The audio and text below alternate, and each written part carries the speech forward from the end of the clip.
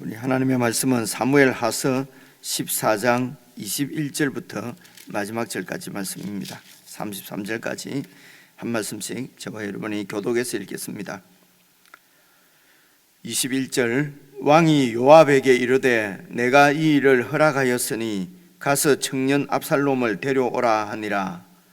요압이 땅에 엎드려 절하고 왕을 위하여 복을 빌고 요압이 이르되 내 주 왕이여 종의 구함을 왕이 허락하시니 종이 왕 앞에서 은혜 입은 줄을 오늘 아나이다 하고, 요압이 일어나 그술로 가서 압살롬을 데리고 예루살렘으로 오니 왕이 이르되 그를 그의 집으로 물러가게 하여 내 얼굴을 볼 수 없게 하라 하매 압살롬이 자기 집으로 돌아가고 왕의 얼굴을 보지 못하니라.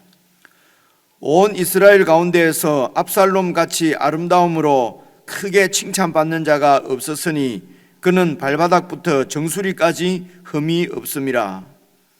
그의 머리털이 무거움으로 연말마다 깎았으며 그의 머리털을 깎을 때에 그것을 달아본 적 그의 머리털이 왕의 저울로 200세겔이었더라.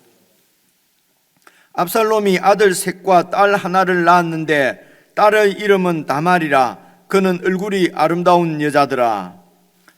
압살롬이 이태 동안 예루살렘에 있으되 왕의 얼굴을 보지 못하였으므로 압살롬이 요압을 왕께 보내려 하여 압살롬이 요압에게 사람을 보내 부르되 그에게 오지 아니하고 또다시 그에게 보내되 오지 아니하는지라.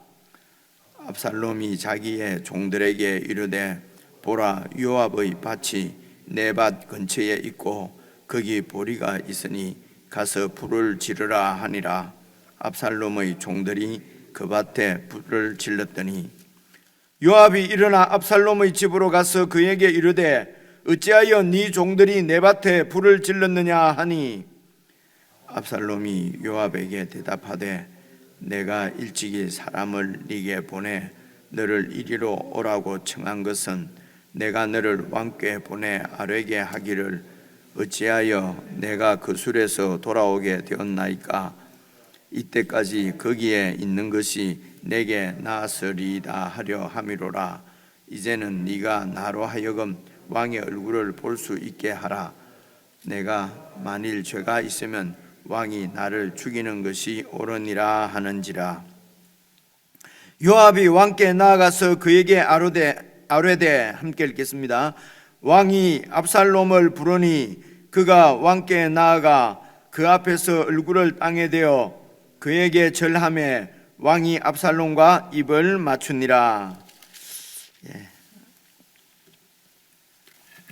오늘 여러분 우리가 잘 아시는 대로 이제 14장 전체는 요압이 다윗 왕의 이제 마음을 이렇게 알고, 오늘 14장 1절 표현에는 압살롬에게로 마음이 향하는 줄 알고 이제 어떤 한 여인을 세워서 이렇게 비유를 들어서 다윗의 마음을 이제 이렇게 돌이켜서 압살롬을 예루살렘으로 부르도록 하려고 합니다. 근데 그 이야기가 14장 전체에 길게 설명이 되어 있지 않습니까? 그래서 이렇게 다윗의 마음이 상하여서 이렇게 압살롬을 보지 않다가 이제 시간이 가니까 마음이 이렇게 바뀌었는데 그 마음을 요압이 알아차리고 이렇게 압살롬을 데리고 왔다. 이렇게 좀 간단히 기록을 할 수 있을 텐데 4절부터 드구와 여인을 이렇게 요압이 이렇게 섭외를 해서 이제 그에게 그러니까 계략을 꾸민 거지요. 그죠? 그렇게 해서 이제 다윗에게 보내서 이 드구와 여인이 다윗에게 하는 이야기가 참 길지 않습니까? 14장 거의 절반 이상을 차지하는데요.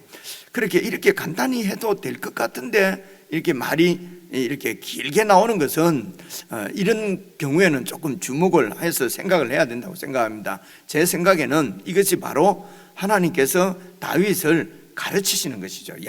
여러 번 말씀드린 양육을 하시는 것입니다.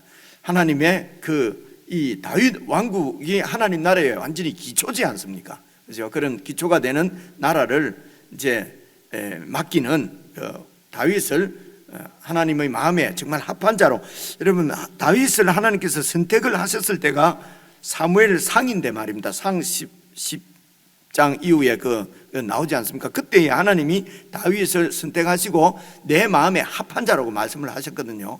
그런데 하나님의 마음에 합한 다윗이 이렇게 왕이 되기 전에는 참 정말 마음에 합한 자 같은 마음을 우리가 그런 생각을 했지 않습니까? 사울이 내 원수지 않습니까? 나를 죽이려고 하는 원수인데도 사울을 하나님의 주권에 순종을 해서 주권을 인정해서 사울을 마음대로 처리하지 않고 하는 이런 여러 일들을 보면 참 하나님이 이래서 다윗을 선택했구나, 이제 이런 생각을 이제 우리가 가졌습니다. 그런데 그 다윗도, 여러분 그런 다윗도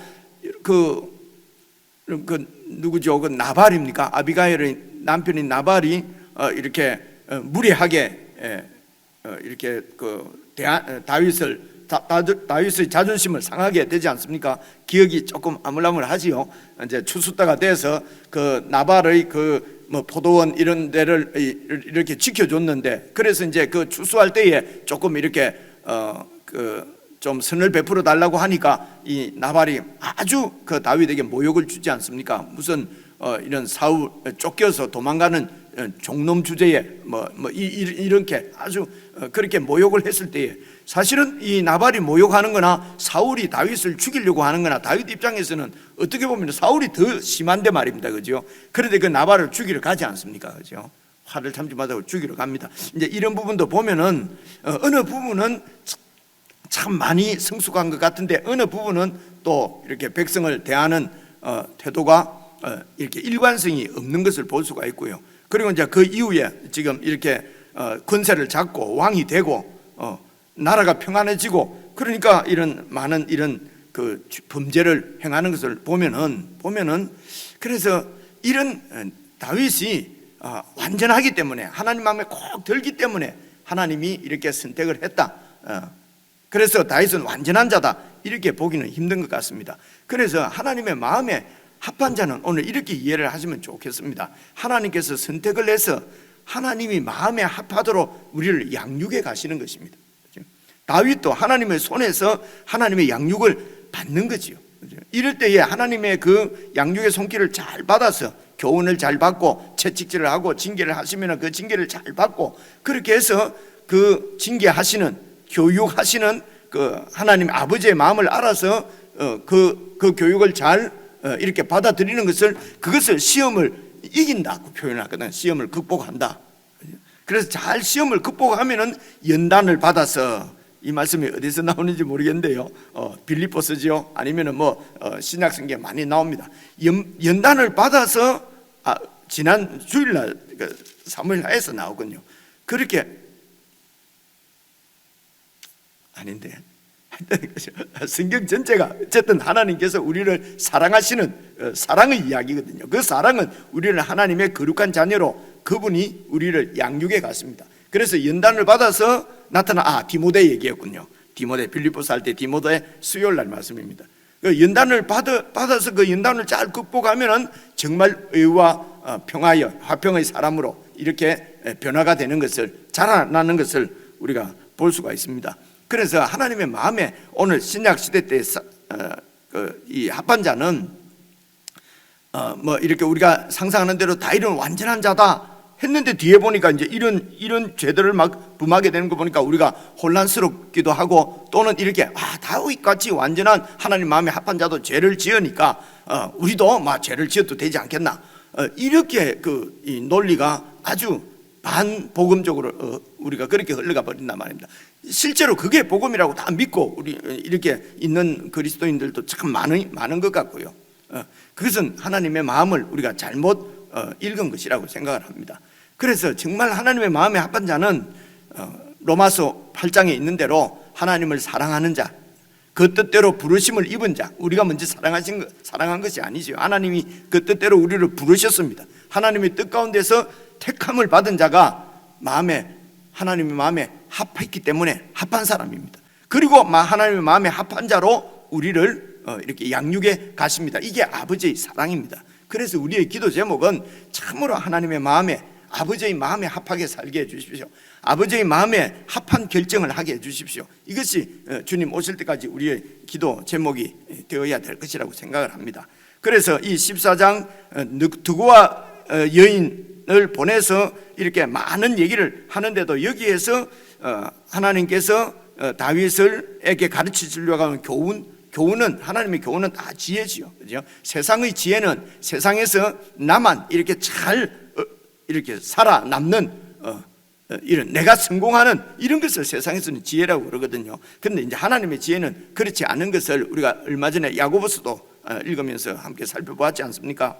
그래서 이 하나님의 지혜를 이제 이런 드고와 여인의 말을 통해서도 이렇게 다윗에게 교훈을 하고 오늘 우리도 교훈을 받을 수 있다고 생각을 합니다. 이런 하나님의 교훈을 잘 받아야, 그렇게 해야 우리가 성숙하게 되는 것이죠. 하나님의 자녀로 양육을 잘 받게 된다는 말씀입니다.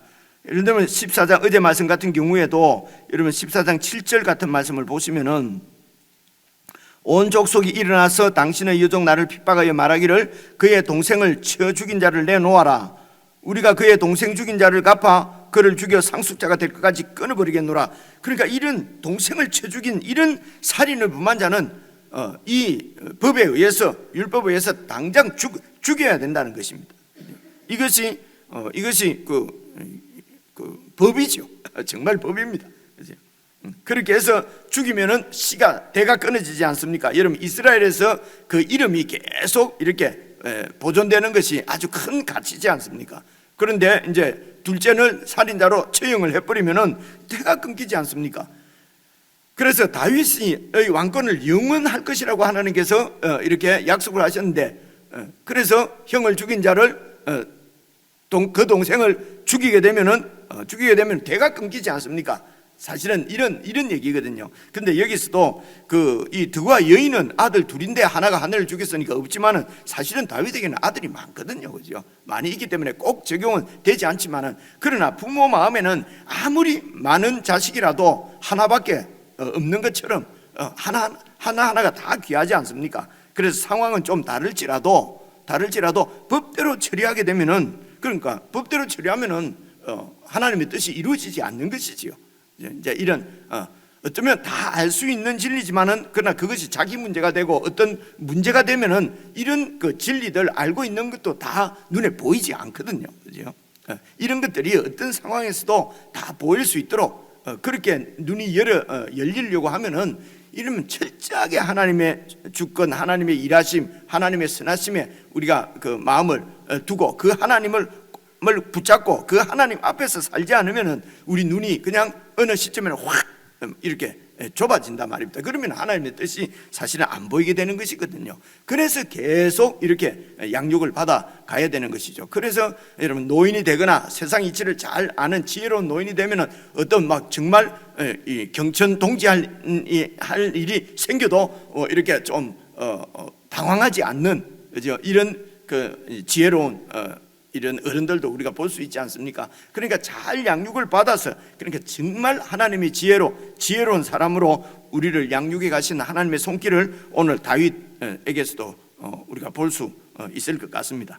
그래서 법대로 지금 이 하나님의 나라는 법대로 이렇게 그 통치해서는 살아남을 사람이 아무도 없다는 것입니다. 그렇죠? 그래서 은혜의 통치입니다. 사랑의 통치를 지금 말씀을 하시는 것 같고요.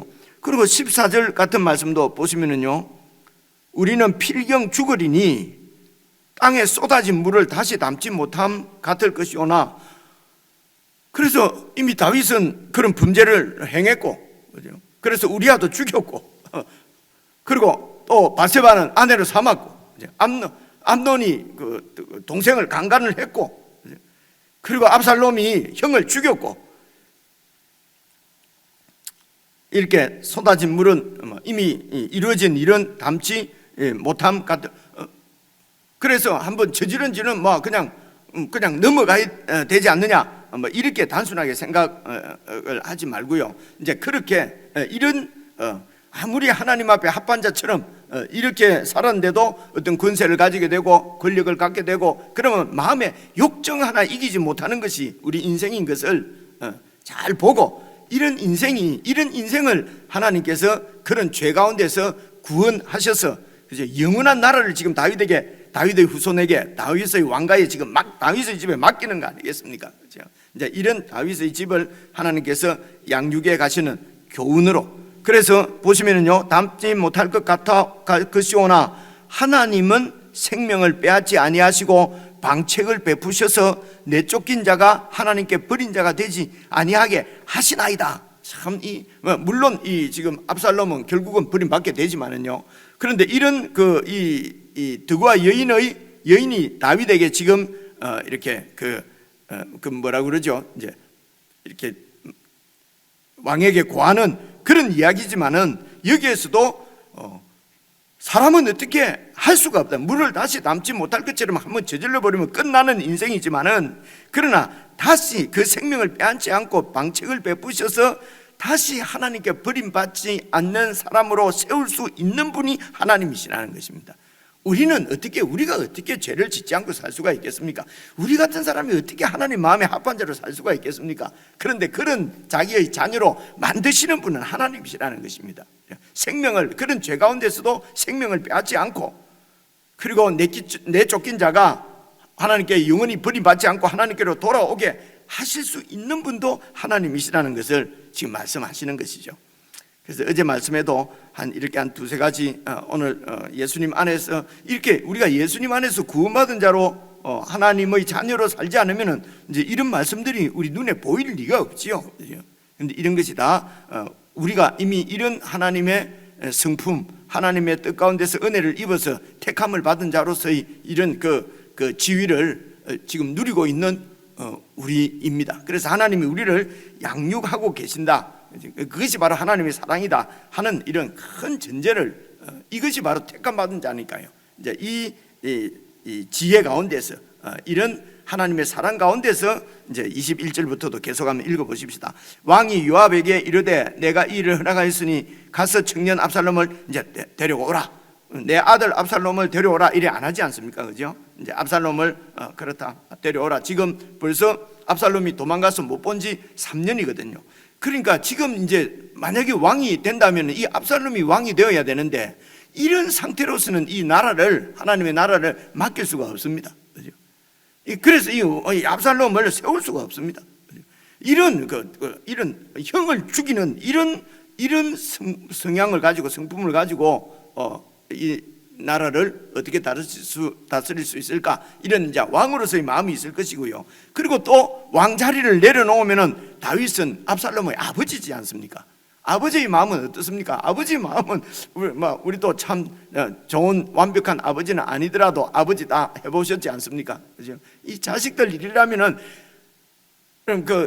가끔 생각이 나는데, 이전에 사람을 그렇게 이렇게 죽이고 한 그런 살인마도 그 어머니는 내 아들이 그럴 애가 아닌데 그랬다고 그러지 않습니까? 오래된 얘기인데요. 이게 이제 이 부모의 마음이지 않습니까? 그런 아버지 마음으로는 압살롬을 보고 싶고 압살롬을 안아주고 싶고 용서해주고 싶은데, 또 이 나라를 생각하면은 이렇게 다윗이 고민하는 것이죠. 어떻게, 그리고 우리 인생을 살다 보면은 이렇게 할 수도 없고 이렇게 할 수도 없고, 벌을 주자니 또 그 죄도 자기가 또 다 지은 죄고 말입니다. 벌을 줄 수도 없고, 그렇다고 용서할 수도 없고, 이럴 수도 없고 저럴 수도 없고, 그래서 다윗이 우유부단하다 이렇게 주석하는 경우도 많이 있습니다.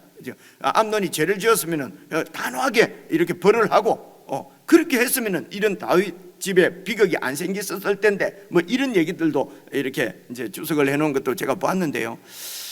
그런데 그게 그렇게 우리 인생살이가 딱딱 무 자르듯이 잘라서 될 것 같으면 무슨 지혜가, 하나님의 지혜가 우리 가운데 필요하겠습니까? 하나님의 양육이 뭐가 필요하겠습니까? 그죠? 다윗이 암논을 이렇게 벌 줄 수도 없고 용서할 수도 없고, 정말 이런 경우가 우리가 너무 많죠. 이런 우리가 삶을 살다 보면요, 이럴 수도 없고 저럴 수도 없고, 그런 사람들을 보고 또 우리는 쉽게 판단하고, 사람이 저렇게 결단력이 없다는 등, 우유부단하다는 등, 아니면 성급하다는 등, 이렇게 우리는 많이 이렇게 다른 사람들을 평가하기도 합니다. 그런데 그런 일들이 내한테 당하게 되면은 내 눈에 또 안 보이는 것이죠.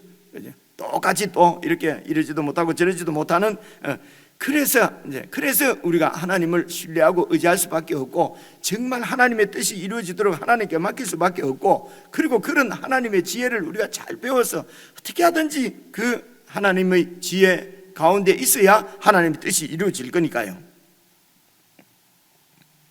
그래서 데려오라 뭐 이런 것도 우리가 조금 더 이런 우리가 좀 디테일하게 살펴보면요, 이제 이런 다윗이 이제 사실은 다윗이 이 지금 그 어떤 여인이 와서 백성이 와서 지금 어떻게 보면은 왕을 뭐라고 하죠? 농락한다고 그럴까요? 아닌 것처럼 하면서 왕에게 지금 그 압살롬을 데리고 아들을 데리고 와야 되지 않습니까? 어떻게 보면은 왕 입장에서는 아주 불쾌할 수가 있지 않습니까? 왕을 이렇게 그리고 또 그 압살롬이 또 보내서 그렇고 말입니다. 그죠? 그러니까 이게 불쾌할 수도 있습니다. 그래서 여기가 어디라고 우리말로 하면 어느 안전이라고 와서 이렇게 거짓말이죠. 지금 드고와 여인이 하는 얘기는 자기 아들이 그런 것도 아니고, 그죠? 그런 걸 뒤에 이제 다윗이 눈치를 채지 않습니까? 아무리 선한 뜻을 가지고 했다 하더라도 왕 입장에서는 기분이 나쁠 수 있고요.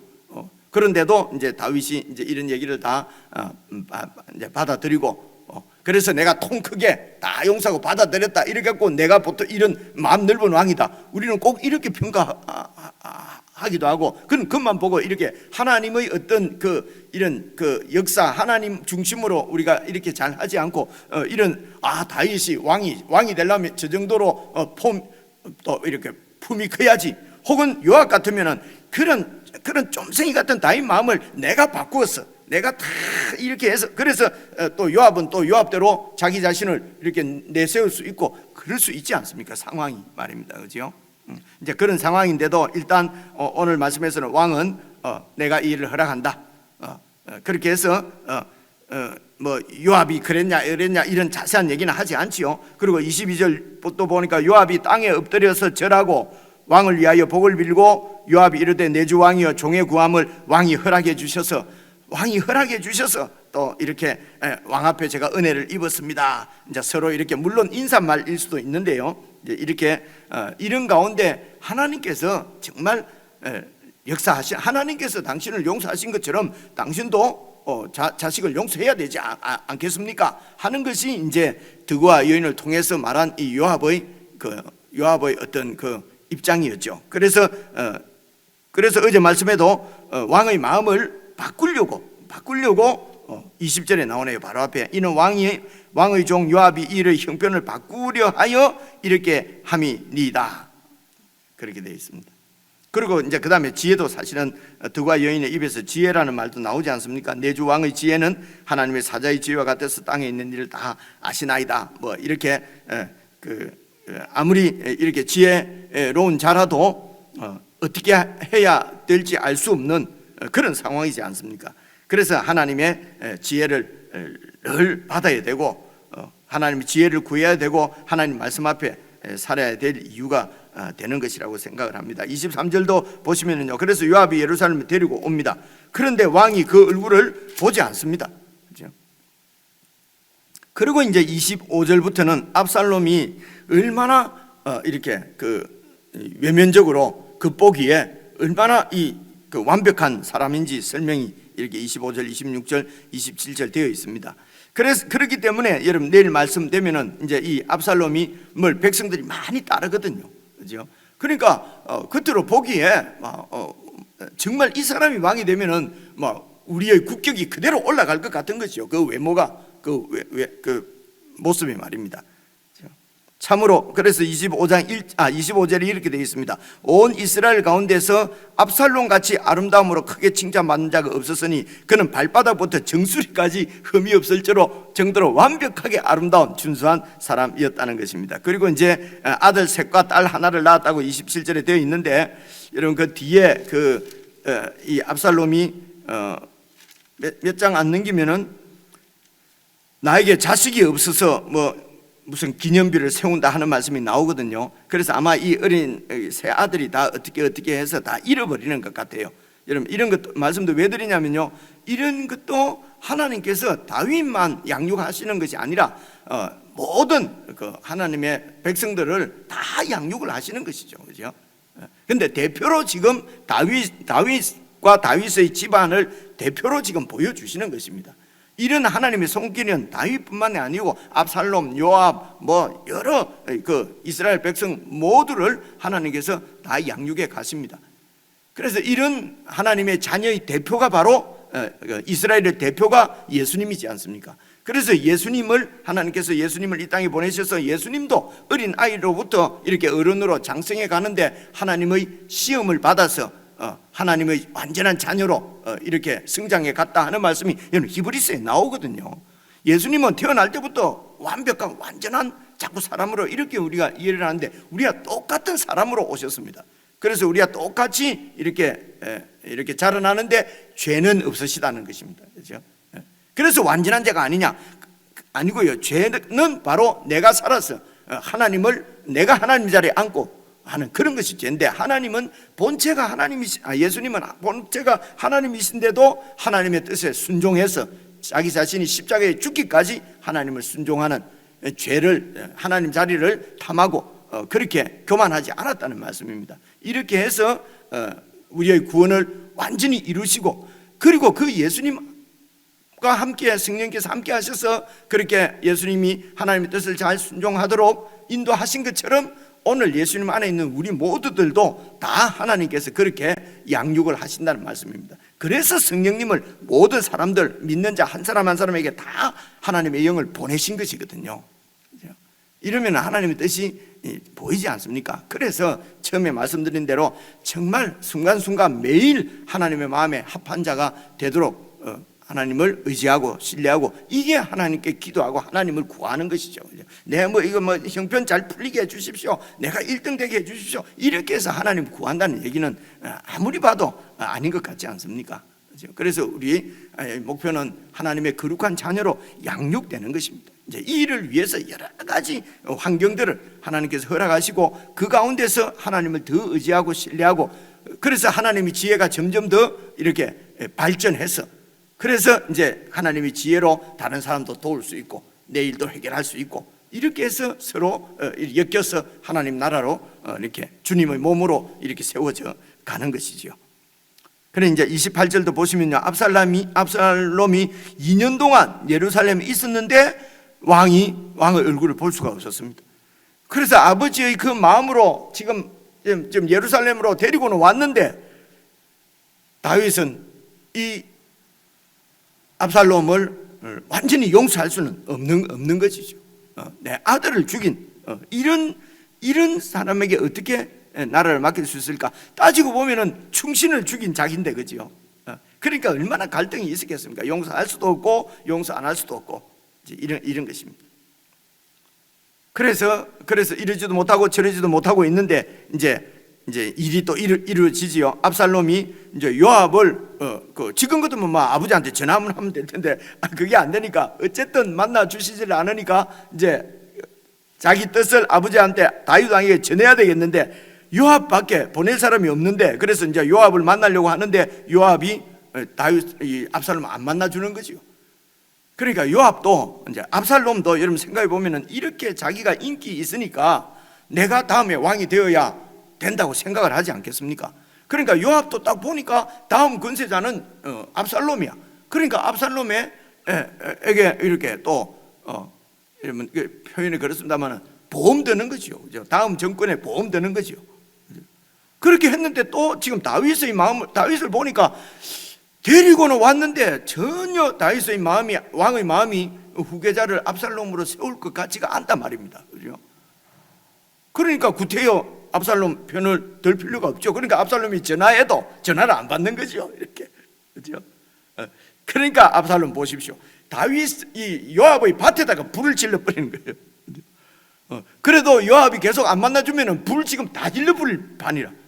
그러니까 재산상에 지금 손해가 나니까, 그러니까 지금 요압이 오는 것이거든요. 이제 30절 한번 봐보십시오. 압살롬이 자기의 종들에게 이르되 보라, 요압의 밭이 내 밭 근처에 있고 거기 보리가 있으니 가서 불을 지르라 하니 압살롬의 종들이 그 밭에 불을 질렀어요. 그럼 완전히 재산의 상의 피해를 입는 거잖아요.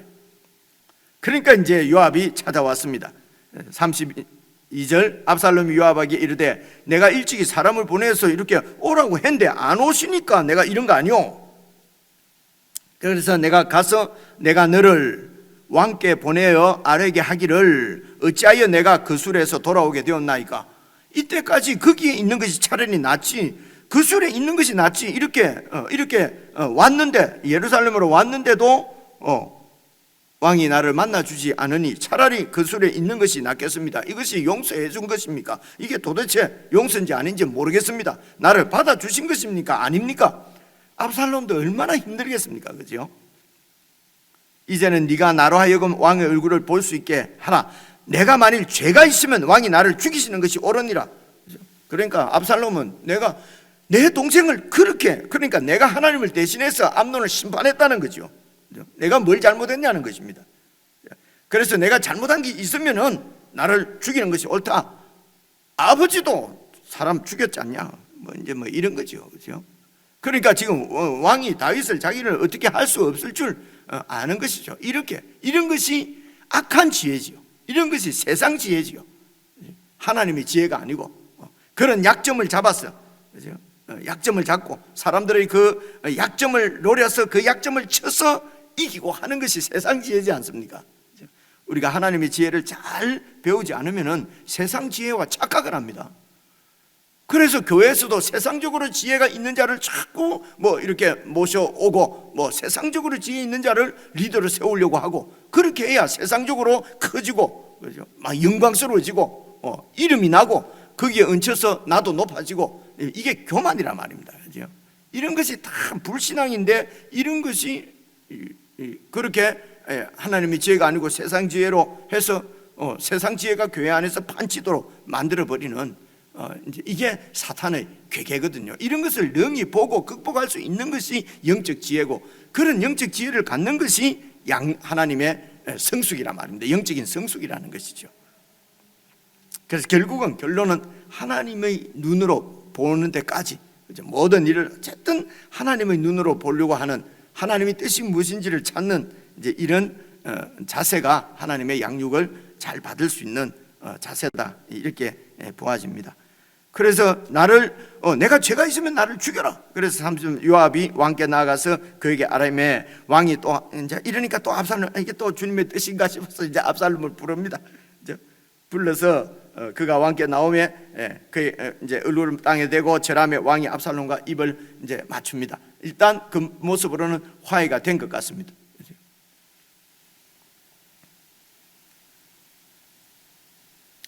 그리고 이제 내일 말씀으로 이어지는데요. 오늘 말씀에서 여러분 개인적으로 묵상하실 때에 정말 나는 하나님의 지혜를 잘 매일매일 배우고 있는가? 그죠? 정말 내 뜻이 아니라 하나님의 지혜를 배워서 하나님의 뜻대로 이렇게 살고 있는가? 아니면 혹시 여러분들 개인적인 여러 일 가운데 정말 하나님의 뜻은, 하나님의 지혜는 어떤 것인가? 이렇게 잘 묵상하고 배울 수 있는 시간이 되면 좋겠습니다. 우리 개인적으로 묵상하시겠습니다.